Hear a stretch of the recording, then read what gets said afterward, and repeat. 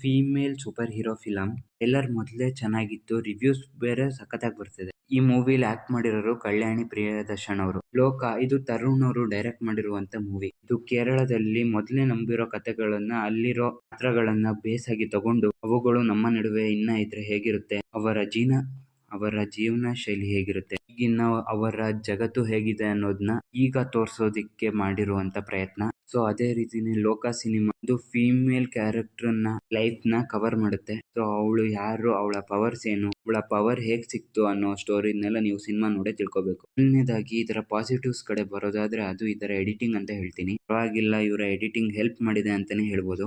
ಸಿನಿಮಾದ second half ಸ್ವಲ್ಪ ಮಿಸ್ಸಿ ಆಗಿದೆ, ಅದ್ರ ಬಗ್ಗೆ ಮಾತಾಡೋಣ.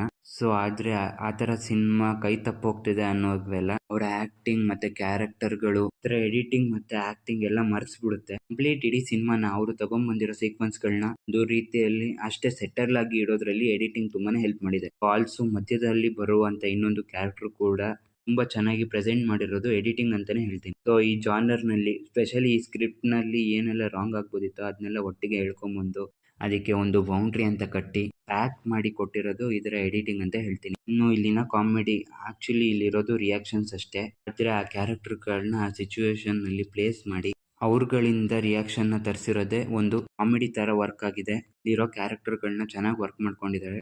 ಕ್ಯೂರಿಯಾಸಿಟಿ ಮತ್ತೆ ಕಾಮಿಡಿ ಈ ಎರಡು ಪಾತ್ರಗಳೇ ಚೆನ್ನಾಗಿ ಅದನ್ನ ಪ್ರೆಸೆಂಟ್ ಮಾಡಿದಾವೆ. ಇನ್ನು ಇಲ್ಲಿನ ಪ್ರೊಡಕ್ಷನ್ ಡಿಸೈನ್, ಆಕ್ಚುಲಿ ಇಲ್ಲಿ ಏನ್ ಮಾಡಿದ್ದಾರೆ ಅಂದ್ರೆ ಇರುವಂತ ಬಿಲ್ಡಿಂಗ್ ಗಳಿಗೆನೆ ಎಕ್ಸ್ಟ್ರಾಸ್ ಅನ್ನ ಆಡ್ ಮಾಡಿದ್ದಾರೆ. ದೊಡ್ಡ ದೊಡ್ಡ ನೇಮ್ ಬೋರ್ಡ್ಸ್, ಅದಕ್ಕೆ ಲೈಟಿಂಗ್ಸ್ ಮತ್ತೆ ಬಿಲ್ಡಿಂಗ್ ಮೇಲಿರೋ ಗ್ರಾಫಿಕ್ ಡಿಸೈನ್ಸ್ ಎಲ್ಲ ಯೂಸ್ ಮಾಡ್ಕೊಂಡು ಬ್ಯಾಟ್ ಮ್ಯಾನ್ ಮೂವಿಲಿ ಆ ಸಿಟಿ ವೈಬ್ ಸಿಗುತ್ತಲ್ಲ ಅದನ್ನೇ ಇಲ್ಲಿ ಪ್ರೆಸೆಂಟ್ ಮಾಡಿದ್ದಾರೆ. ಅಂಡ್ ಇಲ್ಲಿನ ಪರ್ಫಾರ್ಮೆನ್ಸಸ್ ಗಳು, ಕಲ್ಯಾಣಿ ಪ್ರಿಯದರ್ಶನ್ ಅವರು ತುಂಬಾನೇ ಒಳ್ಳೆ ಪರ್ಫಾರ್ಮೆನ್ಸ್ ನ ನೀಡಿದ್ದಾರೆ. ಅವರ ಪ್ರೆಸೆನ್ಸ್ ಚೆನ್ನಾಗಿತ್ತು, ಆ ಪ್ರೆಸೆನ್ಸ್ ಬೇಕಾಗಿದ್ದು ಅವರ ಕೆರಿಯರ್ಗೂ ಕೂಡ ಈ ಸಿನಿಮಾ ಪ್ಲಸ್ ಆಗುತ್ತೆ ಅಂತ ಹೇಳ್ತೀನಿ. ಇನ್ನು ನಸ್ಲೇನ್ ಅವರು ಆಲ್ಮೋಸ್ಟ್ ಪ್ರೇಮಲ್ಲಿ ಇದ್ದಿದ್ದಂತ ಪಾತ್ರನ ಇಲ್ಲೂ ಕೂಡ ನಿಭಾಯಿಸಿದ್ದಾರೆ.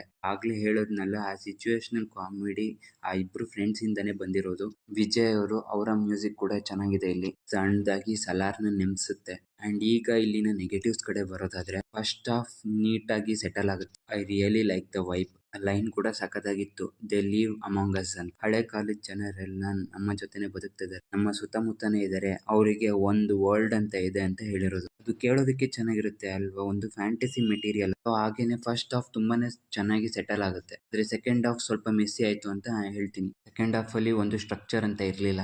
ಆಕ್ಚುಲಿ ಇಲ್ಲಿನ ಮೇನ್ ಪಾತ್ರದ ಮೇಲೆ ಕಾನ್ಸಂಟ್ರೇಟ್ ಮಾಡಿದ್ರೆ ಚೆನ್ನಾಗಿರೋದು ಅಂತ ಹೇಳ್ತೀನಿ. ಆದ್ರೆ ಆಡಿಯನ್ಸ್ ನ ಎಕ್ಸೈಟ್ ಮಾಡ್ಬೇಕು ಅಂತ ಇನ್ನೊಂದು ಕ್ಯಾರೆಕ್ಟರ್ ನ ಇಂಟ್ರೊಡ್ಯೂಸ್ ಮಾಡ್ತಾರೆ. ಸೊ ಇಲ್ಲಿ ಏನು ಕತೆ ಬಿಲ್ಡ್ ಆಗ್ಬೋದಿತ್ತು ಅದು ಇಲ್ಲಿ ಹಿಂದೆ ಹೋಗುತ್ತೆ. ಇವ್ರ ಹತ್ರ ಒಂದು ಒಳ್ಳೆ ಪೊಟೆನ್ಶಿಯಲ್ ಇತ್ತು, ಪಾಸಿಬಿಲಿಟೀಸ್ ಇತ್ತು. ಸೆಕೆಂಡ್ ಹಾಫ್ ಅಲ್ಲಿ ಕ್ಯಾರೆಕ್ಟರ್ ಇಂಟ್ರಡಕ್ಷನ್ ಗಿಂತ ಮೊದಲು ಪ್ರಾಬ್ಲಮ್ಸ್ ಏನು, ಇವಳು ಅದನ್ನ ಹೇಗೆ ಸಾಲ್ವ್ ಮಾಡ್ತಾಳೆ, ಮತ್ತೆ ಜಾಸ್ತಿ ಇವಳ ಬಗ್ಗೆನೇ ಕಾನ್ಸಂಟ್ರೇಟ್ ಮಾಡಿದ್ರೆ ಆಗಿರೋದು. ಆದ್ರೆ ಇವರು ಒಂದು ಕ್ಯೂರಿಯಾಸಿಟಿ ಬಿಲ್ಡ್ ಮಾಡೋಣ ಅಂತ ಸೆಕೆಂಡ್ ಹಾಫ್ ಅಲ್ಲಿ ಹೊಸ ಕ್ಯಾರೆಕ್ಟರ್ ನ ಇಂಟ್ರೊಡ್ಯೂಸ್ ಮಾಡ್ತಾರೆ.